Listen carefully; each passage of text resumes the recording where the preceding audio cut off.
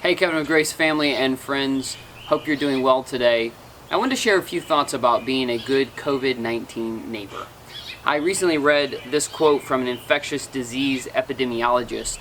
She was asked, how could churches help in this pandemic? And she said, right now, we don't need churches to create a bunch of new programs. What we need is for the people who attend those churches to simply be good neighbors and to do it in a careful and thoughtful manner.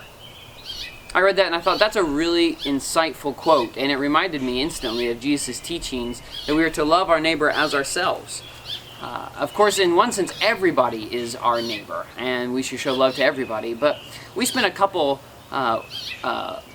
few weeks a couple years ago on a sermon series considering what if Jesus meant that literally, that we are to love our neighbors in our neighborhoods. And so I want us to think a little bit about that, because even though COVID-19 has altered our lives tremendously, for instance, we're practicing a lot of social distancing right now, which is good and keeps us and others safe.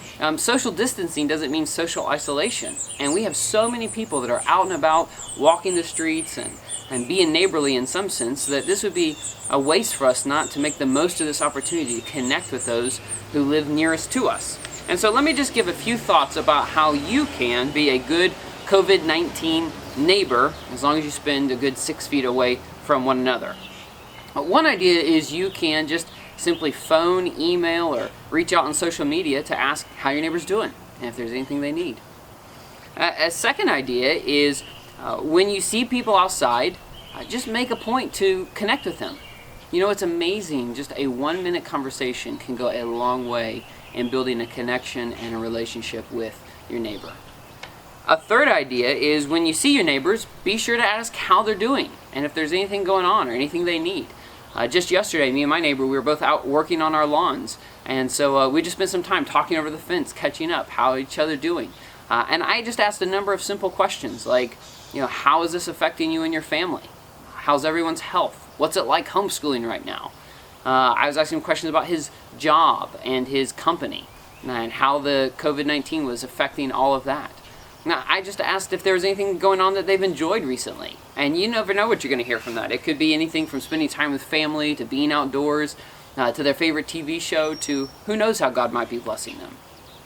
And then I always think we should be asking, do you need anything?